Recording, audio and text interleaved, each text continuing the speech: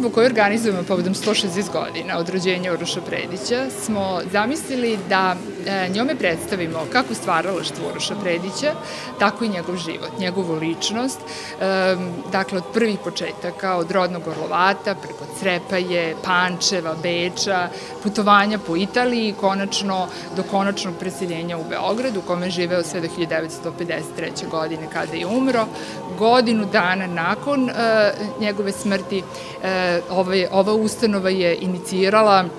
preseljenje gotovo celokupnog tog beogradskog ateljeja sa adrese Svetogorska 27 u našu ustanovu. Od tada smo mi jedina ustanova zapravo koja čuva legat Uroša Predića i u kojem se osim njegovih dela nalaze, dakle, lični predmeti, nameštaj,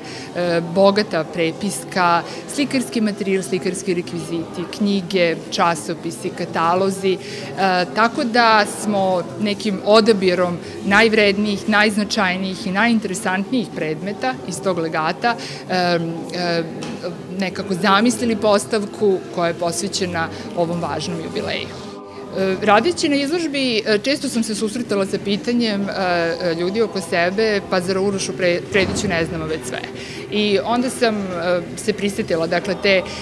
rečenice koju sam pročitala, kojom je zapravo Ilarion Ruvarac, arhimandrit manastira Gargetek, dočekao Uroša Predića, rekavši mu, dakle, vi ste taj Uroš Predić, ja sam vas zamišljao kao nekog bucova, a vi se otegli kao gladna godina. Naravno, to je opaska upućena njegovom fizičkom izgledu, ali to nekako obično prokomentarišemo to, dakle, vi ste taj, kada nekog prvi put vidimo, a već imamo neko predznanje i meni se učinilo da koliko god znamo o Urošu Prediću, svaki novi predmet koji nam se nađe u rukama je zapravo neko novo saznanje o njemu.